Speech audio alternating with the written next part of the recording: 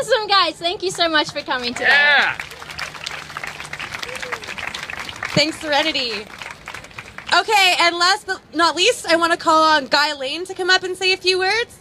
Guy is an environmental scientist and the executive director of the Long Futures Foundation. He's also co-led the Brisbane Climate Emergency Declaration campaign.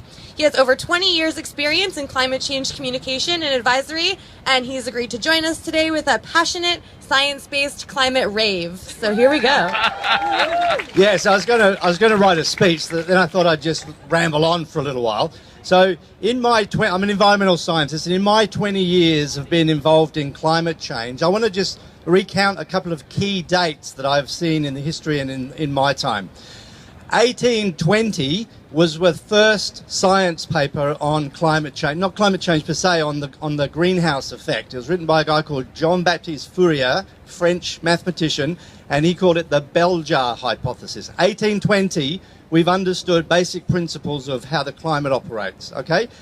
1896 was when the Swedish guy, Svante Arrhenius, calculated climate sensitivity. That's how much the planet warms if you increase the greenhouse gases, if you double the greenhouse gas.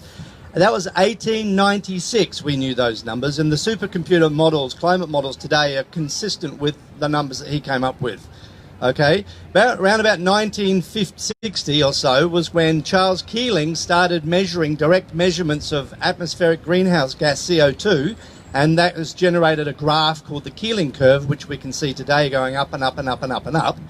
And then around about 1985 was when the Exxon Mobil Corporation, some of their scientists, produced a graph that basically forward projected the CO2 in the atmosphere against the average global temperatures. And if you actually went to that graph today and drew a line to 2019, you see they got the science absolutely right around about the 1980s. Wow. Okay, so in 40 years, governments collectively have done nothing about climate change. Now let me just put a little asterisk next to the word nothing, and underneath in small print it says they have done some things. There has been some programs, they've planted a few trees, they've subsidised a bit of renewables, but if you actually look at the speed and the scope and the scale of the climate crisis, they have done nothing.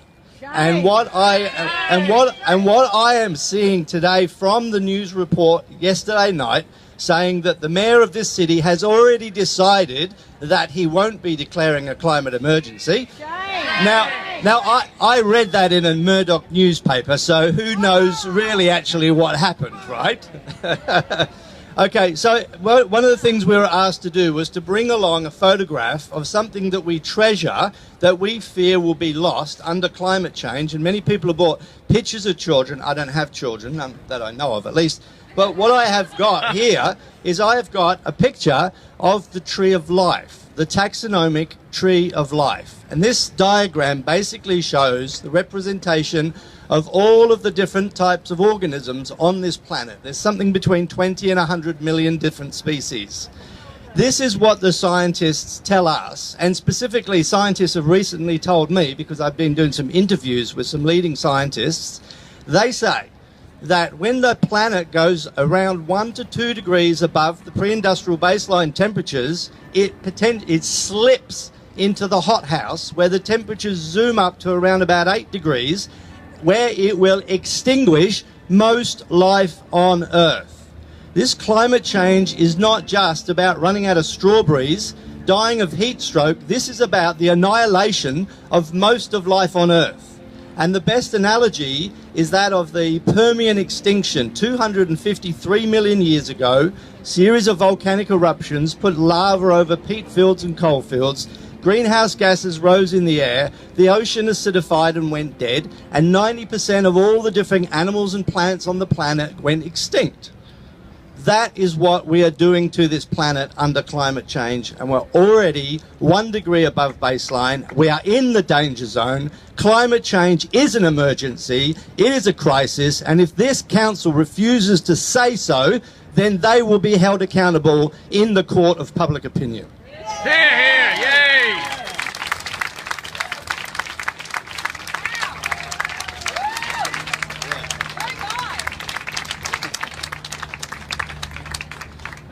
That's all I had in mind to say. But I do like this chanting thing, okay? So I'm actually a bit of an introvert. So normally I'd be writing a book or researching something, but it's in the last few months. It was actually the children's climate strike that got me.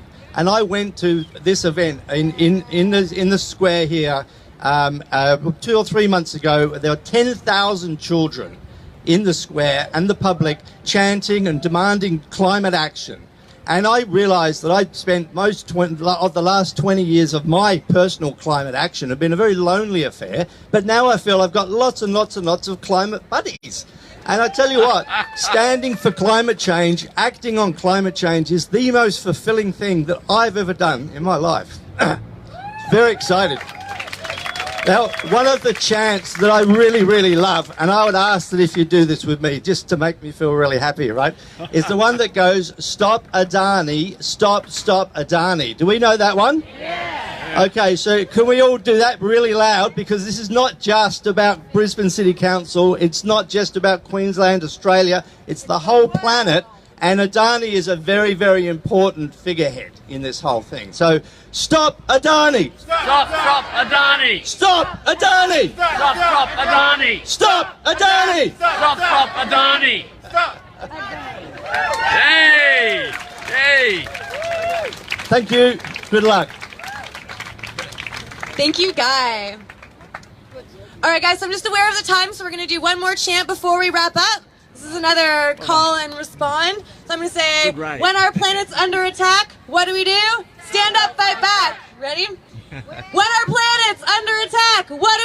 Stand up, fight back! When our planet's under attack, what do? Stand up, fight back! What do? Stand up, fight back! What do? Stand up, fight back! Thank you, all you fighters. You guys are climate heroes. Hey! All right, so thank you guys again for joining us today and supporting our movement to have Brisbane City Council declare a climate emergency. Give yourself a big round of applause. I'd like to also acknowledge Greenpeace is here with their contingent, and thank you guys for all your support with all of this. And also Green State MP Michael Berkman is in the audience, so let's give him a welcome today as well. Just a reminder, a few of the speakers that you saw here today will be presenting in City Council in just a few minutes. There's 30 seats available, so if any of you guys in the audience want to go check that out, you're more than welcome to join in on that. 30 of you, not all of you. I'd also like to mention there's an overflow area. There is I've just been told there's an overflow area, so let's fill that up. I'll stand outside with my sign, and then they All right. Also, just as we talk about unity and building momentum, I just wanted to mention the school strike for climate. The global action is happening on September 20th, so hopefully some of you guys can make it to that. And for more information, you can go to globalclimatestrike.net.au. And thank you guys all again for coming. Give yourselves a big round of applause. Yay! Great. Thank you. That wraps up the proceedings. Oh, hello. We have just had a media opportunity over there, but if there are any further media who wish to speak with us, we are here and we'll be here at the stage for the next few minutes. So come on up and have a chat. Just a big thank you to everyone for coming and everyone who made today possible. And here's hoping that Brisbane will declare climate emergency. And if not, we're going to keep this conversation going and going until it happens. Thank you. Well, I'm Lana. Lana, how you going? And I've always, my husband died. He was a writer, researcher, and he said... May I take a photo of your sign? Oh, yeah, for sure. Whoops. And he said if 97% of the people... Of the scientists, yeah. Of the scientists. Oh, that's a consensus amongst science. I know, and people just won't believe. People are so ignorant. I tell them that all the time. Yeah. I said, but if you're a surgeon, 90% said you've all got Yeah, heart yeah, problems. yeah, You yeah. listen. Yeah. But for the science, no, and all the doubters and the Murdoch press Yeah, and all this yeah. shit. I have a friend who's really intelligent, a writer. Hello, how are you? Nice to meet you. And all these young people that inspire us. you took your gap year, she took her gap year, Kylie did, to actually come and protest and stop Adani and everything. So this is the type of lovely people that we have. And I say, like you said, you shut away, this is the greatest tribe of people I've ever been mixed up with. The nicest tribe of nice people. Does this young lady want to talk to you? Oh, yeah, but if you're still talking. No, I'm just introducing, that's all. And my